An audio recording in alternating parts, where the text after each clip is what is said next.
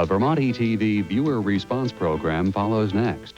After you watch it, tell us what you thought. Scheduled to bring you a history-making broadcast. The actual dropping of the bomb at Bikini. 4, 3, 2, 1. Tonight on The American Experience, Radio Bikini.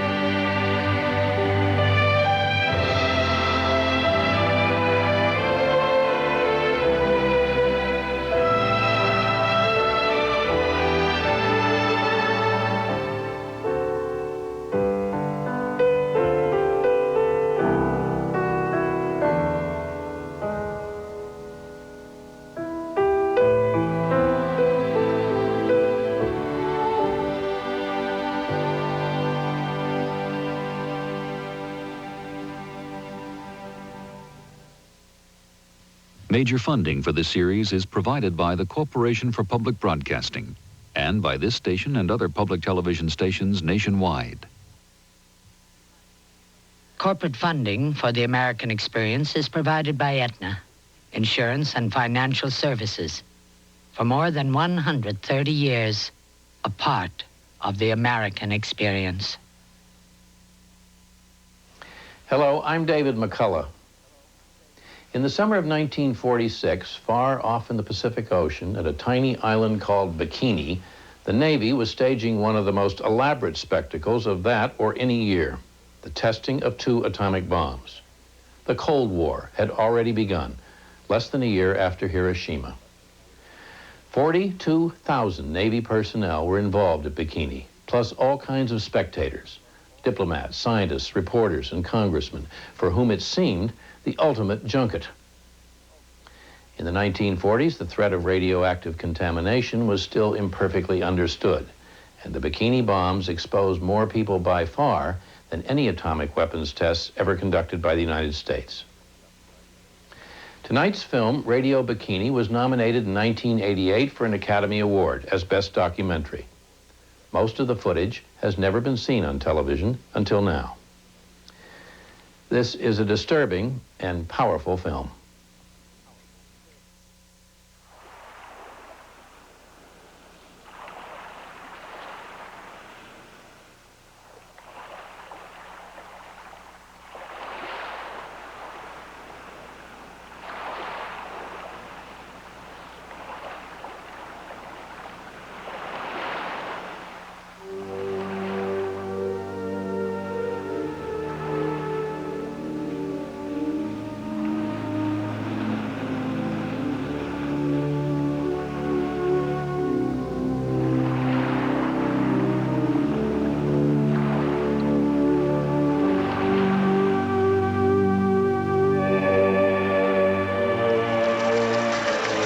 p.m. Eastern Wartime. Bob Trout reporting.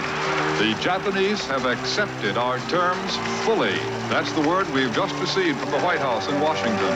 This, ladies and gentlemen, is the end of the Second World War.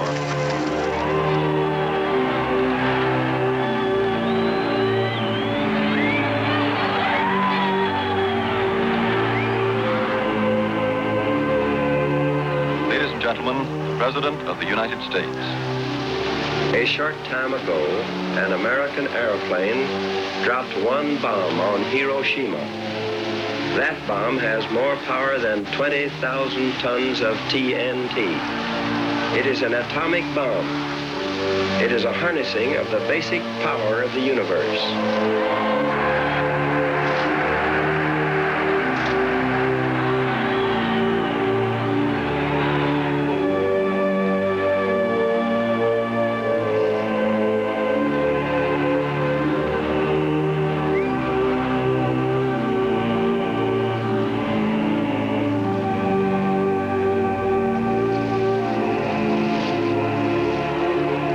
Having found the atomic bomb, we have used it. It is an awful responsibility which has come to us. We thank God that it has come to us instead of to our enemies. And we pray that he may guide us to use it in his ways and for his purposes.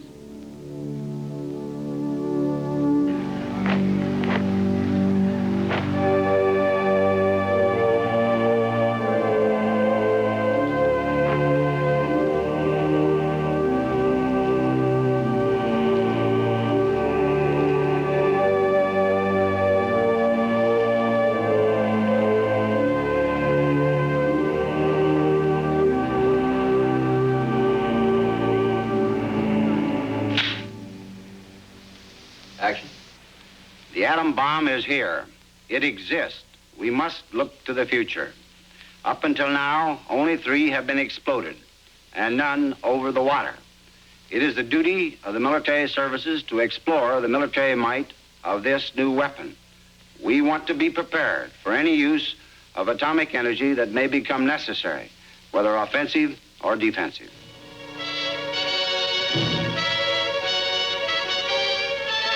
Out of Washington comes the story of Operation Crossroads. The Special Committee on Atomic Energy checks final plans for the forthcoming atom bomb tests at sea, in which 100 warships will be used. Vice Admiral Blandy tells the committee, the site of the test will be Bikini Atoll in the Marshall Group. Bikini is situated in the Marshall Islands. It's between 160 and 170 degrees east longitude.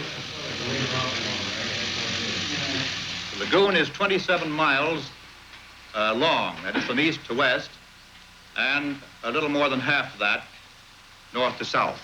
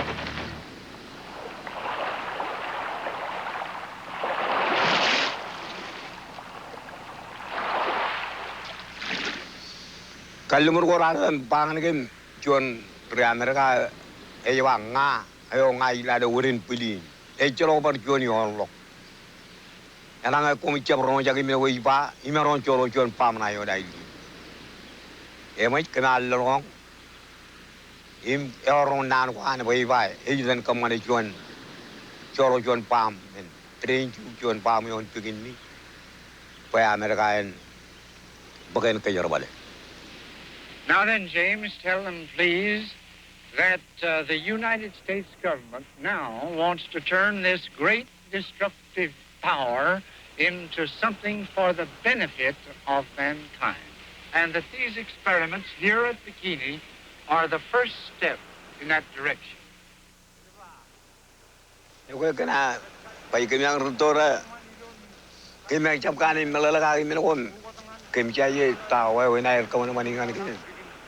Karena komen to ko beren pijai komen akem jai kopan serbal jabo cebain wad kiyo kemenwar akem lele ke kopan ai dengan ai komen eren page ina arjar pulai ram kenan kaga wawen nam magri ku Crossroads, scene 25, take 1.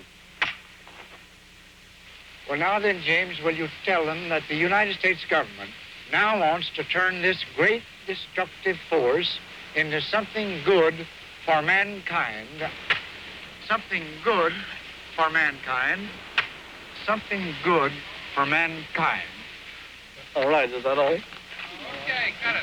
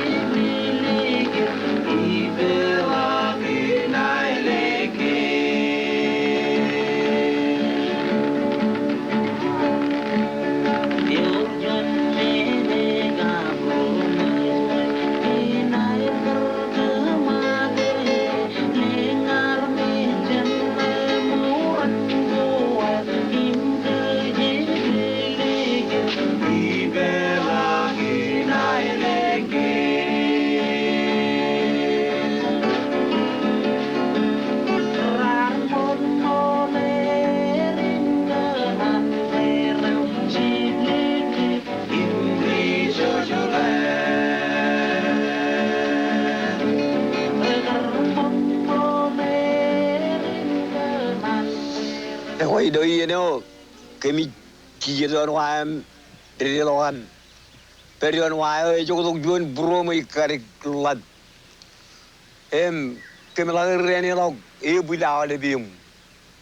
Kevale ror tire eni wagi tu lawanem debdebani tak wajan waorolat. Kemi dukuni melau yun bromo yala bijen kemi yamam mga jen beginning ang rongurik jangan bromo yan.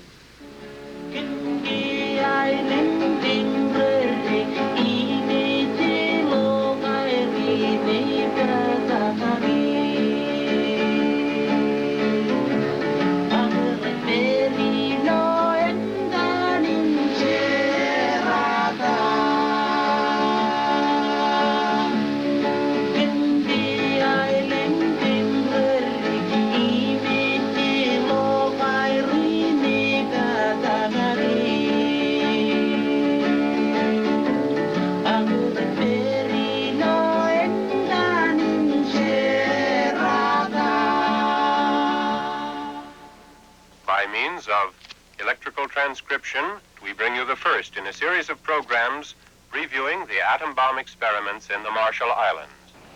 One of the most important and one of the most dramatic elements concerned with the dropping of the bomb is the photographic aspect. How many cameras are going to be used on this operation here? There'll be 104 still cameras and 208 motion picture cameras.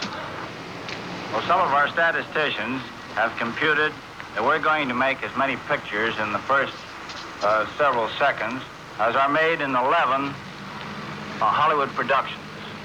That's a lot of footage. What would it run to in weight? We brought over 18 tons, so we'd have enough.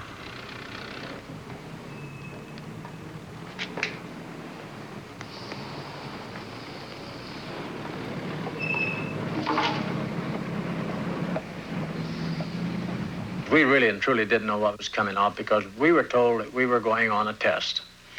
And the test there would be nothing to be concerned with.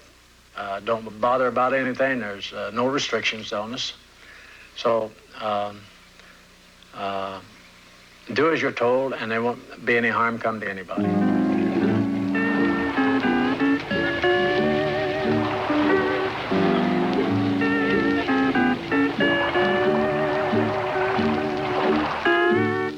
Operation Crossroads at Bikini. We are speaking to you from the island of Bikini. We think this is a rather auspicious occasion because of the fact that this is probably the first time, and no doubt the last, that a radio station will be broadcasting from Bikini. This island has been read about, been told about, and you've seen pictures of it in the papers, in magazines, and over the radio for the past several months. Now this is an actual broadcast from this location. When we arrived there, we found out that the weather was a little on the warm side, running about 100 degrees with about 100% humidity. So it was pretty warm and humid. So the less clothing we could wear, the better off we were, or at least we thought we were at the time. So we started trying to get into the water to swim a little bit, and we did that with no problems. So it was swimming and eating a lot of ice cream and, you know, just anything to keep our minds occupied at the time.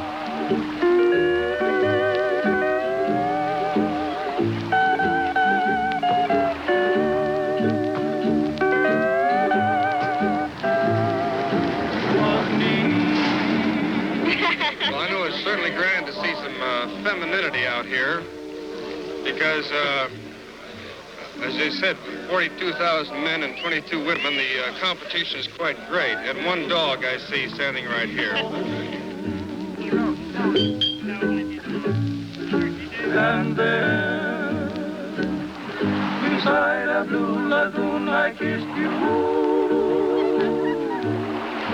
It was in September. The men cut up and acted full, as boys would. You were sent from heaven above. You were meant. everybody was on a sort of a good attitude. I thought we were. I was. We thought it was wonderful the way they were treating us there, and had all the ice cream we could eat, and we had some of this, what you call this 3-2 beer, and trying to cool off with that. While the memories linger.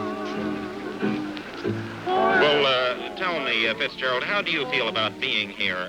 Do you like the assignment? Yes, sir. Not bad at all. Are you married? No, sir. Are you going to have any grandchildren to tell about this? I don't know, sir. Well, let's hope you do. How old are you? 18, sir. 18. How long you been in the service now?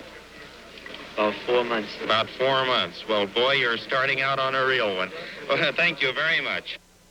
For months, from Washington to the Central Pacific, plans have moved ahead on one of the most gigantic experiments the world has ever known. A joint operation this July to determine whether present sea power is obsolete. In secret files, an exhaustive schedule of planning and consultation is perfected as public interest in the vast operation mounts.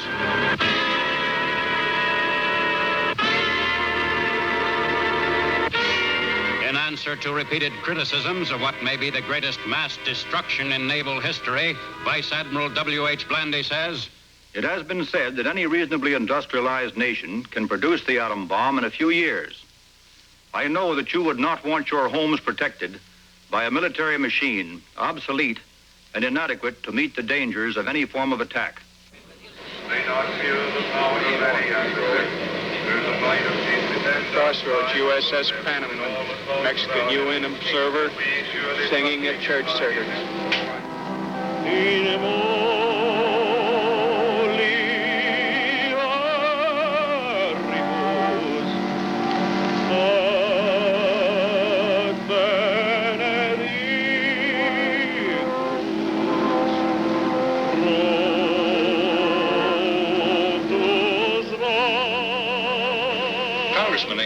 What interests you most about this test? I am interested in the effect of the blast upon the animals, because by studying such effects, we will learn approximately what may happen to humans in the event they are exposed to atomic attack.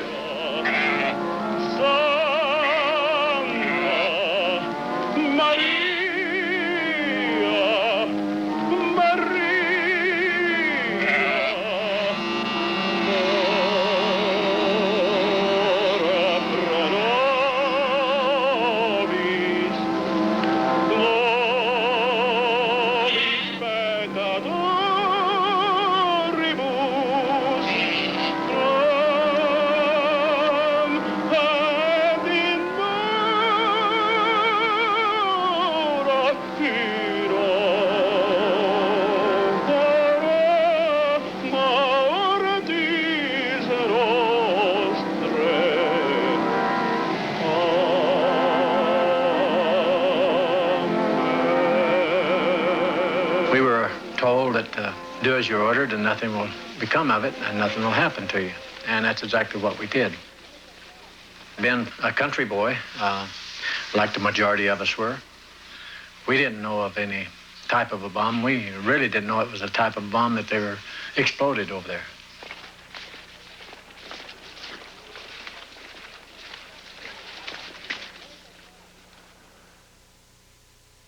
We scientists who released this immense power have overwhelming responsibility to bring realization to America that mankind's destiny is being decided today, now, this moment.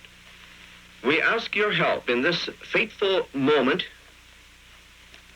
as sign that we scientists do not stand alone.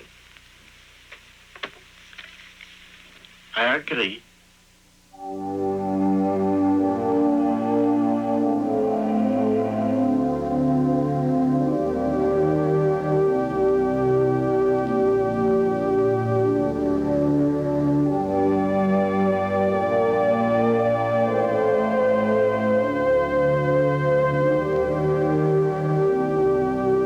For late reports on the atom bomb test at Bikini, stay tuned to your mutual station. We take you now to New York. This Security Council chamber is packed as it's never been before to listen to this historic declaration as the government of the United States is about to present its plan for the world control of atomic energy. And now we give you Mr. Bernard Baruch, the American delegate to the United Nations Commission on Atomic Energy. My fellow members of the United Nations Atomic Energy Commission and my fellow citizens of the world, we are here to make a choice between the quick and the dead. That is our business. Behind the black portent of the new atomic age lies a hope which, seized upon with faith, can work our salvation. If we fail, then we have damned every man to be the slave of fear. Now, if ever, is the time to act for the common good. We of this nation, realizing the heavy obligations upon us arising from our possession of the means of producing the bomb and from the fact that it is a part of our armament, are prepared to make our full contribution toward effective control of atomic energy.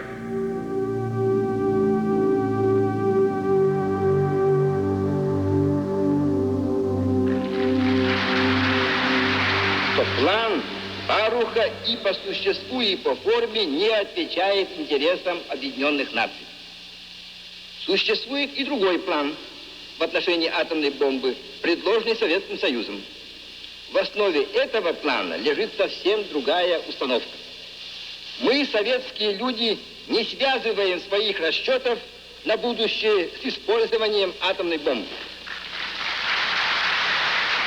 Mr. Molotov's speech indicated distrust and misunderstanding of the motives of the United States and of other members of the United Nations. Our motives in war and peace we leave to the judgment of history. Now, from the ship carrying scientific observers and UN representatives, here is ABC correspondent Cleet Roberts. Go ahead, Bikini. This is Cleet Roberts reporting from Bikini Atoll. A little over an hour ago, Vice Admiral Blandy announced that the A-bomb will definitely be dropped tomorrow. Crews will begin leaving the target ships. We were in the lagoon on the morning of July the 1st, and we were told then that we were moving out, and we would go out to the mothership, which we call Mount McKinley, which was about 9 miles out. And that was early in the morning. We started out of the lagoon. We were the last ship out of the lagoon, the last personnel in the lagoon.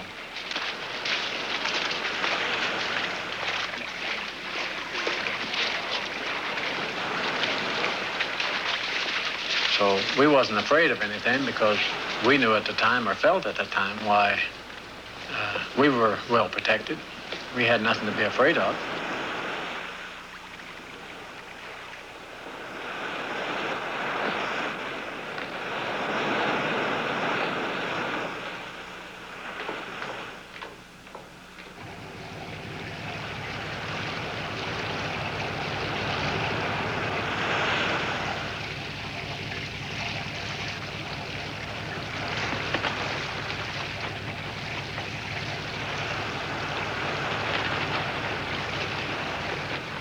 Working Melagan, why when you're about rain to and palm. You want Bikini, where Randale, Kayurin, and iron night, Tarinai, Penai, and come, immature palm. And when you nan through the yard palm and came. Rar children to way, rar children to way, bang iron ten, drain to palm, your idling. Noble, British. Major Bruning of the Netherlands. Good morning. Colonel Ragab of Egypt. Good morning. Military attaché in Washington. See you. Lieutenant Colonel Osman of Egypt. How do you do? See you, General. Dr. Carrillo of Mexico. How do you do? Colonel Gonzalez of Mexico. Good morning. Glad to see you. Vice Hello. Major General Luton, Canada. Dr. Alexandrov of Russia. How do you do? Dr. Mazurikov of Russia. General Ho of China, military attaché in Washington also. Commander Sturgeon of Australia. Glad to see you again. Dr. Bienkowski of Poland. Glad to see you. Dr. Sultan of Poland. How do you do? Glad to see you. Dr. Goldsmith of France. How do you do? Mr. Beswick of England. How do you do? Member of Parliament.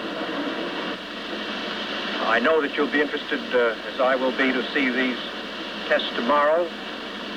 And I know that you are aware that they are conducted in not any frivolous or casual fashion, that they do not constitute any gesture of war or of aggression or threat. Thank you very much.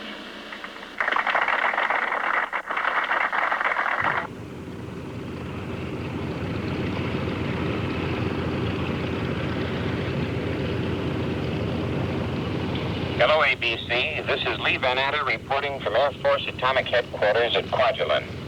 It is only a few hundred yards from where I am speaking to a certain atomic bomb, the Bikini bomb. It is a novel and yet somehow satisfying sensation to know that bomb is both near and here. That sensation of something more powerful than anything man has known before being present on this incongruously tiny coral atoll in the middle of the Pacific.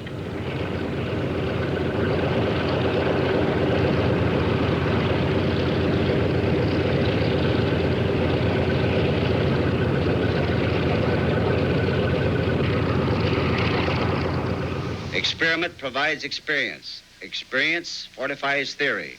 Knowledge is power. The way is clear. The challenge strong. The duty inescapable. We must have the facts. Common sense calls for the facts. Now. Anxiously waiting for this is Mrs. Carolyn Swankett, mother of Major Woodrow Swankett, pilot of Dave's Dream, the B-29 which will drop the Bikini bomb. Mrs. Swankett, do you feel a little anxious along with him? I certainly do, but I have much faith and confidence in Woody and know that he will do the very best that he can. Of course he will. And may the grace of God be with him and his crew. Mrs. Swankett is browsing through the letter. Don't worry about me, Mother. Believe me when I say we're in no danger at all in the test, no matter what you have heard, and have confidence in me. I'll be okay.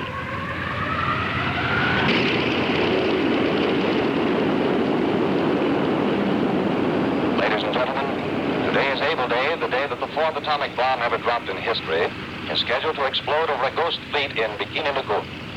In just a few moments, the superfortress carrying that bomb will take off from Kwajalein to begin a 4-hour flight to H-hour. For an eyewitness report of this historic event, we take you now to Kwajalein.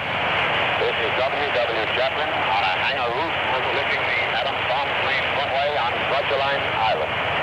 The time has come to send the atom bomb by air to Bikini, to burst in cosmic fury over an anchored guinea pig sea of American, Japanese, and German naval vessels. The most explosive experiment in history is about to begin. About to take ground by the 7 o'clock position for the ridge line. Don't get upset. Now the plane is swinging round. Now I think he's ready to go. He's giving her the gun. The atom bomb plane, Dave's Dream, is starting down the runway. 50 miles an hour, I should say. Now 60. On its way, probably 80 miles now. Probably up to 100, 120, and this is just about where he starts up in the air. He's up. The plane is airborne. The atom bomb is in the air on its way to Bikini for the greatest experiment, the most explosive experiment in history.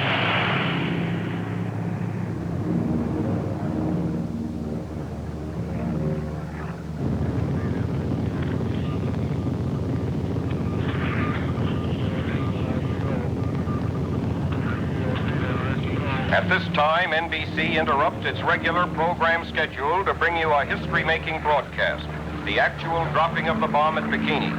In a matter of minutes now, an Army superfortress will drop that bomb on target ships in Bikini Lagoon. There are those who predict it may be the last such test if nations now can agree to outlaw the bomb.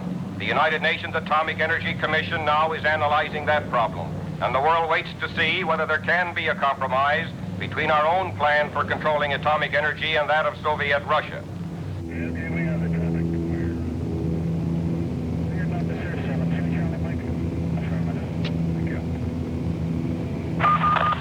Aboard 22 target ships in the lagoon are the animals, which are soon to draw their last breaths for humanity. The result of what happens to war-making equipment will undoubtedly determine the course of military might for generations to come.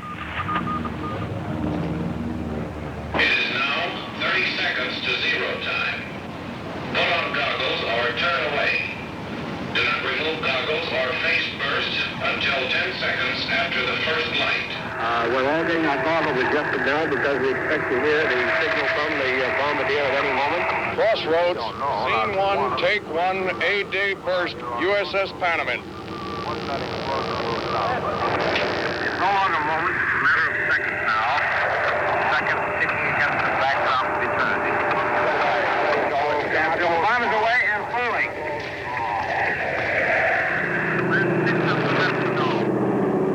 At that time, they started the countdown. Now, we wasn't really sure because they said it would be a big bomb, and it would show off a lot of heat, and we would feel a shock wave. Be prepared for that. And they told us that be sure to cover our eyes when they count down to zero.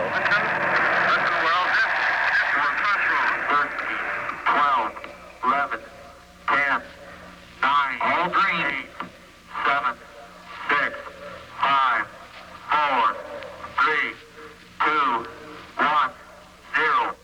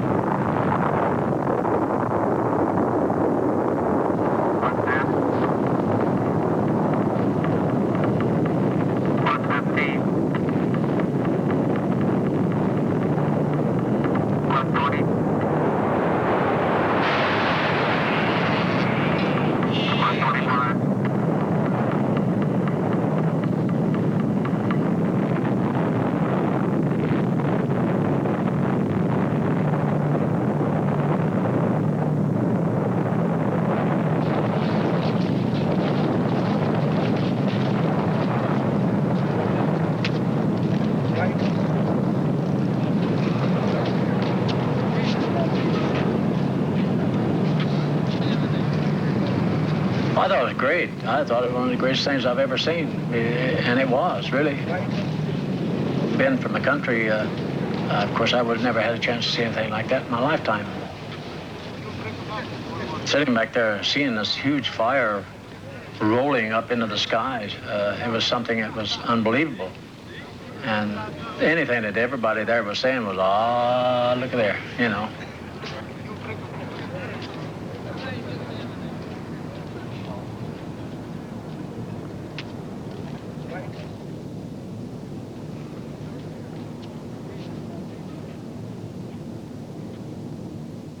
Congressman Isaac, what was your first general impression of the explosion of the atomic bomb a few moments ago?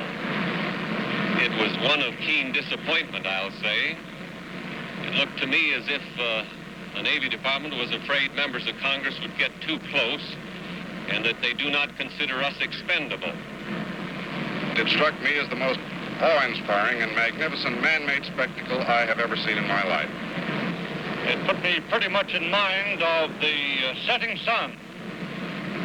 It seemed like a huge, giant firecracker.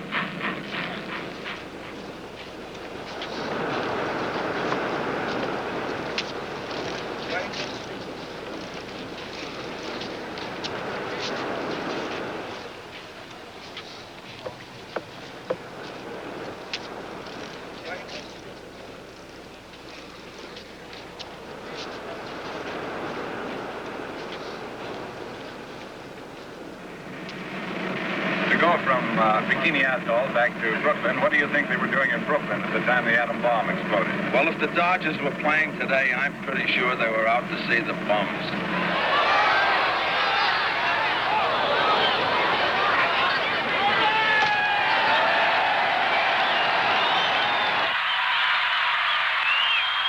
The National Broadcasting Company interrupts all its programs to bring you a special broadcast. A few hours ago, the atomic bomb was dropped on the target fleet at Bikini. Aboard this vessel, which carries the scientific observers and United Nations representatives, there is without a doubt a keen sense of disappointment. Disappointment with what we witnessed this morning. It was a successful experiment, says the Army and Navy, but from 20 miles away it was a pretty poor spectacle. Until I have seen the destruction measured by the various instruments and seen the destruction itself, I want to reserve judgment as to whether or not I'm ready to abolish the Army and Navy and go to throwing atomic baseballs from here on. Thank you very much.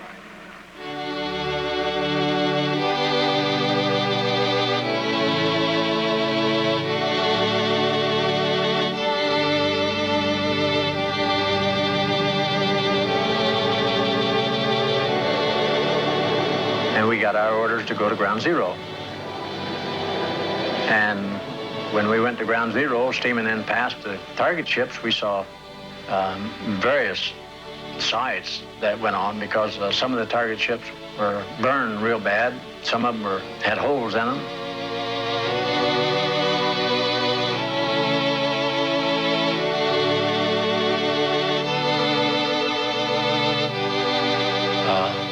The ships were turned in every direction, the ones that were left. All the paint was removed from them. The gun barrels were twisted. The structures were twisted.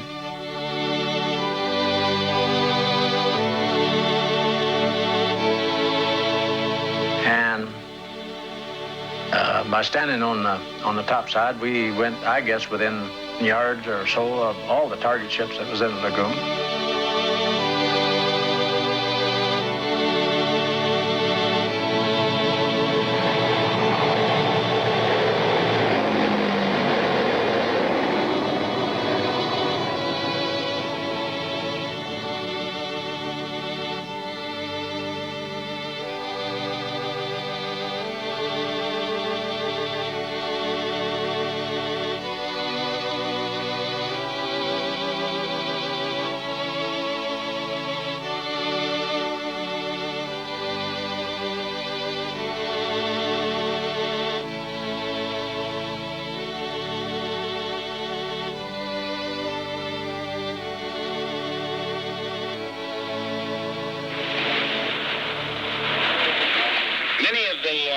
Officers aboard the flagship here are very optimistic now that the first able operation has gone off successfully and almost exactly on time. They're very optimistic about the Baker test. As a matter of fact, I've heard a number of the men say that they believe Baker will go off on or about July 22nd, which gives just exactly 3 weeks. That was Admiral Blandy's original statement that if everything went off satisfactorily, then within 3 weeks, Baker could come about.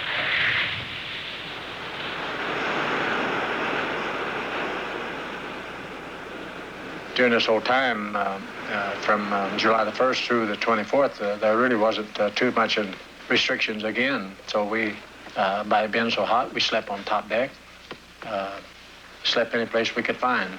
Maybe it would cool off early in the morning sometime. We'd catch a few winks at a time if we wasn't on duty. So this is how we spent our whole time aboard ship those 24 days there until the second test that we had.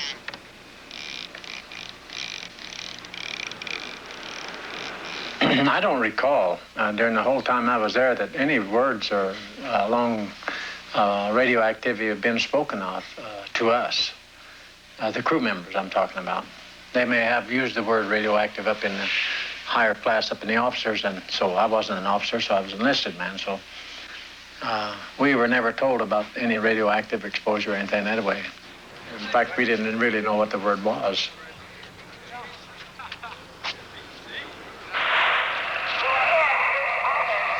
How do you do, ladies ladies and gentlemen. This is Austin Finger reporting to you from the tiny isle of Rongerik, deep in the central Pacific Ocean, some halfway between the Orient and the mainland of the United States.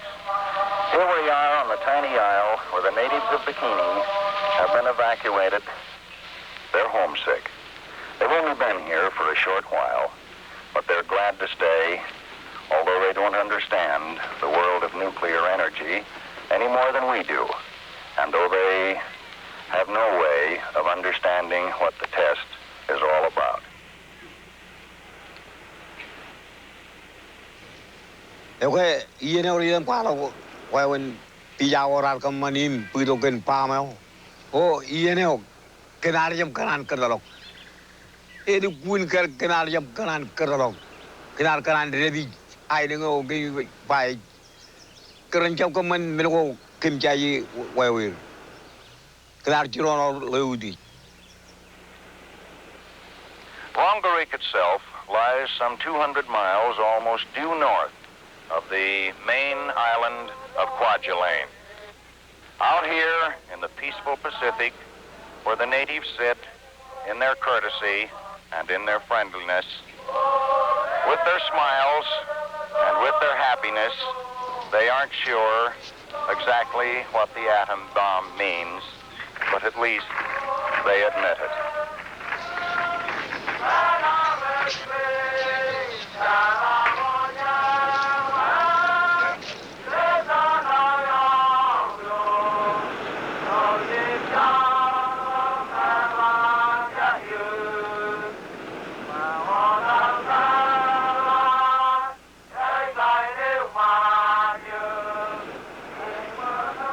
So you have You Are My Sunshine sung to you in Marshallese, perhaps the top tune of the week, you might say, out here on the tiny isle of Rongerik. In a moment, Mutual and its affiliated stations will take you to Bikini, where Joint Task Force 1 has regrouped for the second time within a month. This time to set off the first underwater atom blast in the history of the world. The bomb will not start a chain reaction in the water, converting it all to gas and letting all the ships on all the oceans drop down to the bottom. It will not blow out the bottom of the sea and let all the water run down the hole. It will not destroy gravity. I am not an atomic playboy, as one of my critics labeled me, exploding these bombs to satisfy my personal whim. The evacuated ruler of Bikini, King Judah, gets a front row seat at the bomb blast as he arrives aboard the Mount McKinley and is greeted by Admiral Blandy, Joint Task Force 1 commander. The final switches have been thrown. No one can stop it. The atomic bomb is about to explode. How it will sound, 20 seconds. We do not know how it's going to sound, but 42,000 men here are watching, tensely awaiting that expiring time. All of the observers, 10 seconds. All of the observer ships are in position in the open sea. We're about 10 miles away. 5 seconds, 4, 3, 2, 1.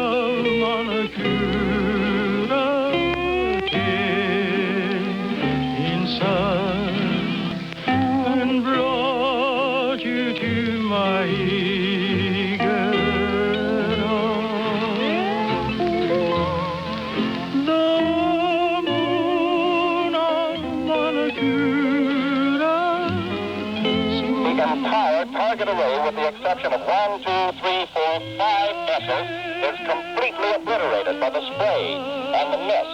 Now everything is turned white.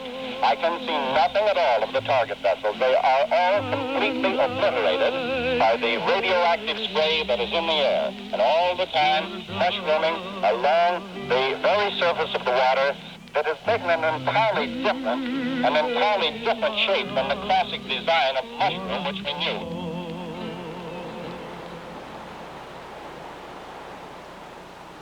Sitting out there, apparently we were caught in what they call the downwind of this, and a lot of debris from fallout fell on top of the Sumner.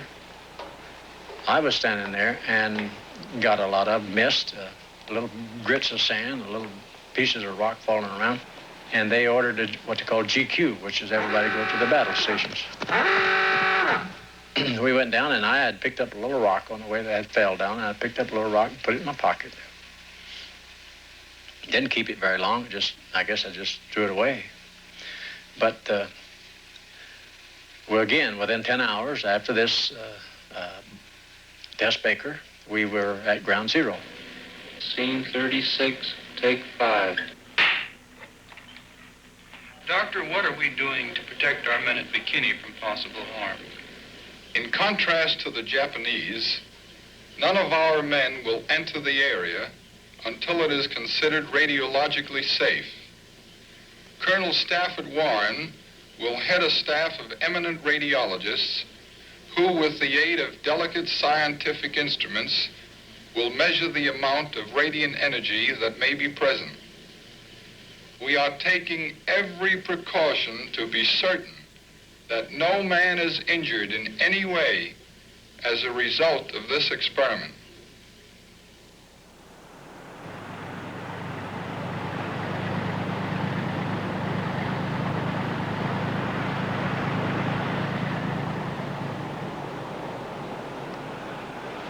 We didn't know anything what was going on, and no one told us about anything radiation or anything being exposed to anything. And we were really unconcerned about that because we were had gone aboard the target ships, and we thought that was one of the greatest things that there was on board there.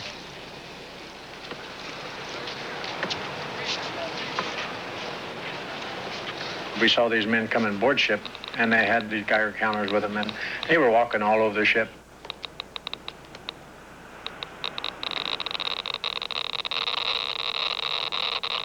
They had regular shoes on, but they had cloth pulled up over their shoes there that they were walking around with.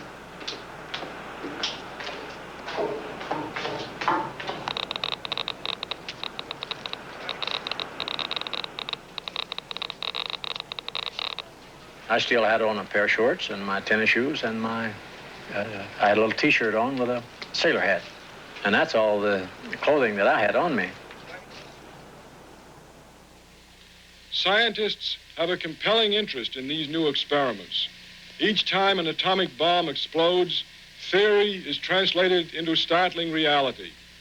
Today's records and figures make tomorrow's textbooks.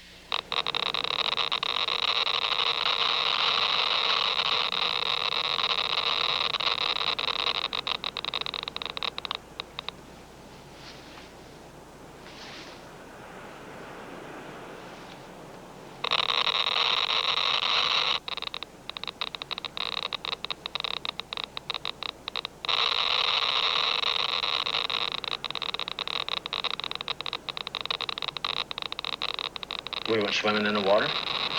A lot of dead fish around, but we went swimming in the water. This water was also used for pulling through water from the Bay Lagoon there into the condensers of the ship to make our own drinking water. We used the water to wash our clothes with.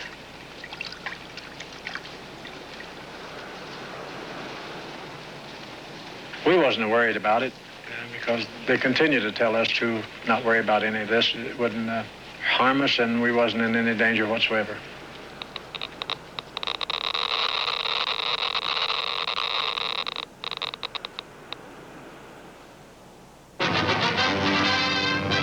Back to Washington comes Vice Admiral William H.P. Blandy.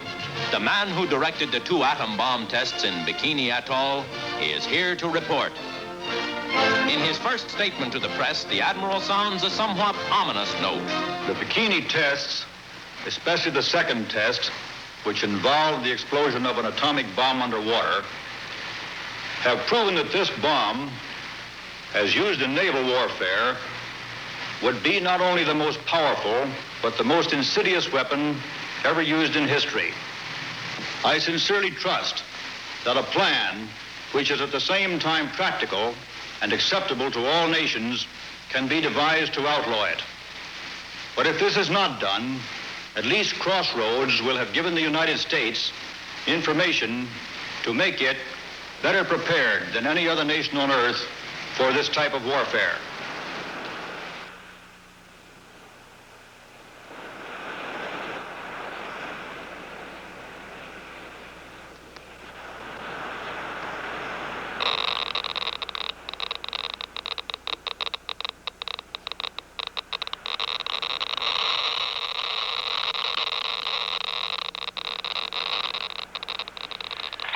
Of the Marshall Islands have promised that they shall never use an atomic bomb against any enemy.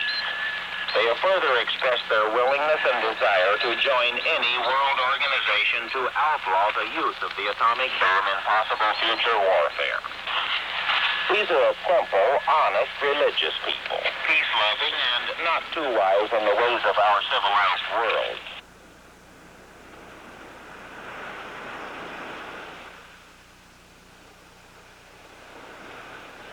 Kanal jogoyon begini dukur kana na wa na laptara bayin berio na ide wa mi jolo na yi akan ke rejaya bayjin Amerika ibaya bayjin em kem chai e bayjin ga cha ba ga kemi ka tarota wa Amerika ipa ka bichop kanan peri du pri gain e chaba igran pa bu du pri jawan ani jande to kum kajara mani ga emi kachira ki pena Amerika bayen pool kana chona norong kaman mana ide ga em kro di ngane pangan rolin peri pau.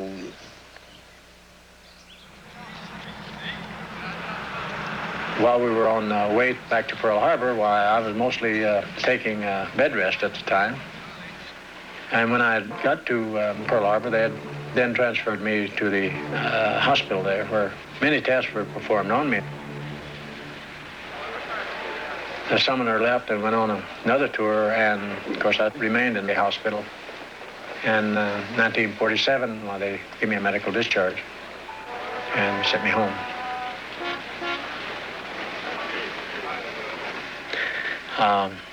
My feet and legs were swelling only just a little bit. Sometimes it prevented me from wearing my shoes. And I would do as I was told to do. They told me to, if my feet started swelling on me, well, they'd get in bed and elevate my feet and legs, and swelling would go down, which it did. And years went on, and this continued to go on, and years went on through the 50s, but each time the swelling would get just a little bit worse. My right leg went down, but my left leg continued to get big, and it was swollen up huge, the size of the waist of a man. And they started cracking open on me, and they had to take it off because of the severity of the pain and the many open wounds that was on it. And that was in 77, March of 77. 1 year later, certainly right after that, the swelling began to go into my right leg. And it, again, the swelling wouldn't stop that time. It continued to swell so severely that it literally bursted open from my back of my knee all the way down to the ankle. And at that time, I was taken to the hospital, and was August of 1978, my right leg was amputated below the knee. Immediately after the amputation of my right leg, while in the hospital, my left hand began to swell on me. And they didn't have the answers for that either. There's no question in my mind that of all the things that went on in Operation Crossroads, it was a slow death from that time to this date. Not only me, but there's other thousands of men out there that maybe even worse off than I am. There's so many thousands of those men that are dead now, and they don't really know what caused their death.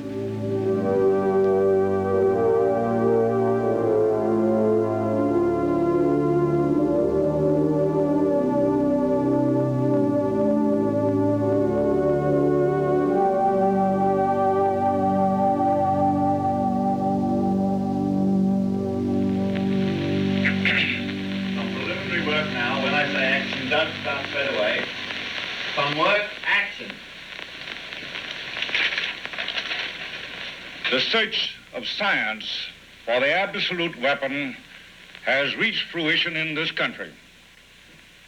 But we stand ready to destroy this instrument. Let us not deceive ourselves.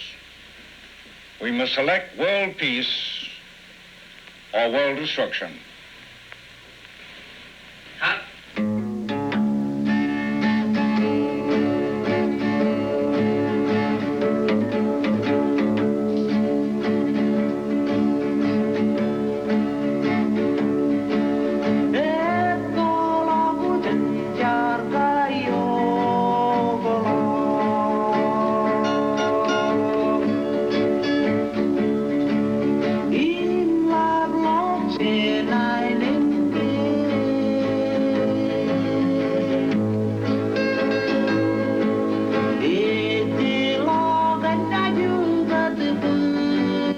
Because we at Vermont ATV value your opinions and viewpoints, we've initiated a viewer response line. If you have any comments regarding the preceding program, please give us a call. Details on how to use the line will follow in just a few moments.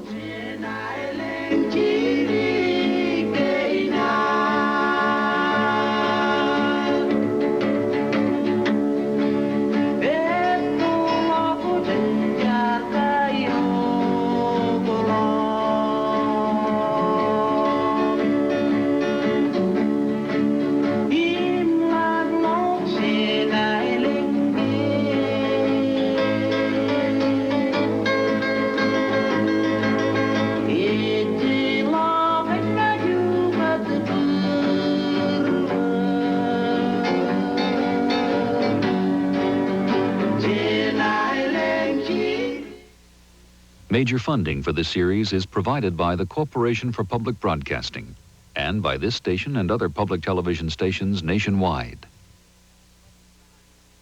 Corporate funding for the American Experience is provided by Aetna, insurance and financial services. For more than 130 years, a part of the American Experience.